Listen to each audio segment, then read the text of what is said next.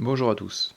Dans cette vidéo, nous allons revoir une notion fondamentale en physique, et en particulier en mécanique, la notion d'énergie cinétique. Comment définit-on une énergie cinétique? L'énergie cinétique, que l'on note en général EC, est l'énergie que possède un corps en mouvement. C'est-à-dire qu'à partir du moment où un corps possède une vitesse, alors il possède également une énergie cinétique. Donc, tout corps en mouvement possède une énergie cinétique.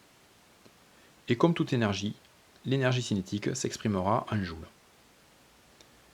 De quoi l'énergie cinétique dépend-elle? Observons ce premier graphique. Il représente l'évolution de l'énergie cinétique, exprimée ici en mégajoules, en fonction de la masse en tonnes d'un corps. La représentation graphique est une droite passant par l'origine. Donc, comme tu le sais, ceci traduit une relation de proportionnalité entre les deux grandeurs, c'est-à-dire que l'énergie cinétique est proportionnelle à la masse petit m du corps. Relevons quelques valeurs.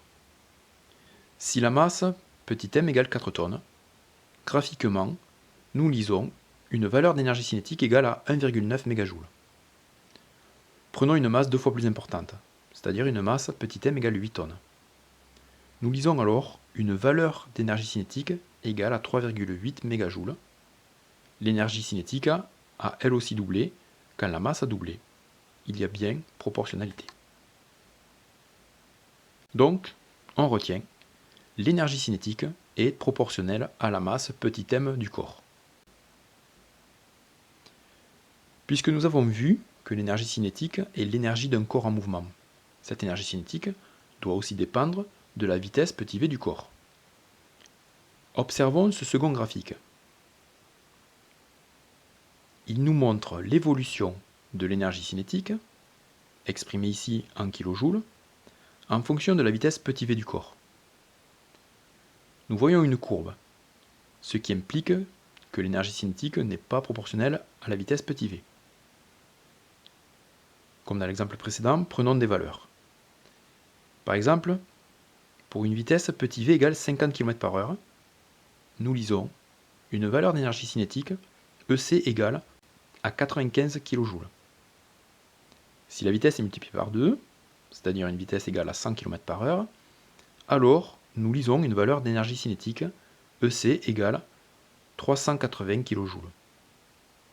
C'est-à-dire que si la vitesse est multipliée par 2, de 50 à 100, alors l'énergie cinétique passe de 95 à 380, c'est-à-dire qu'elle a été multipliée par 4.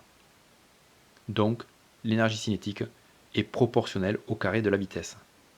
C'est-à-dire que si la vitesse avait été multipliée par 3, l'énergie cinétique aurait été multipliée par 3 au carré, c'est-à-dire par 9, et ainsi de suite.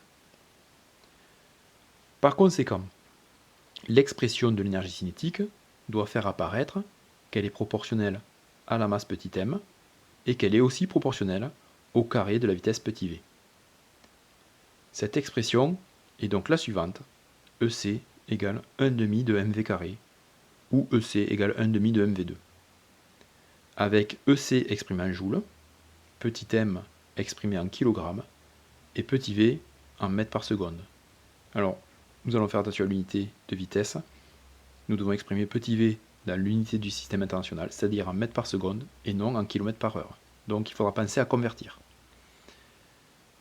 Dans l'expression apparaît le coefficient 1/2. C'est un coefficient de proportionnalité dont on n'explique pas la provenance ni en collège ni même en lycée, car ce n'est pas au programme. Une remarque, quand un véhicule freine, sa vitesse diminue.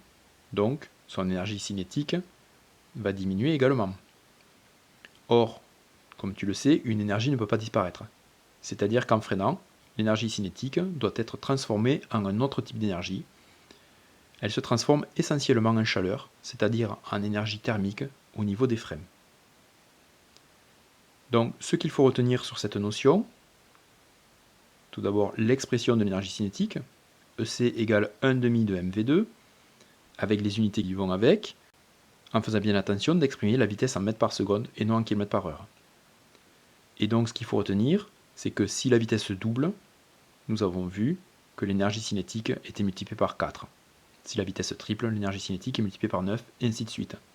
L'énergie cinétique est fonction de la vitesse au carré. Voilà, j'espère que cette vidéo t'aura permis de bien revoir cette notion sur l'énergie cinétique. Si besoin, tu peux poser des questions en commentaire. A bientôt.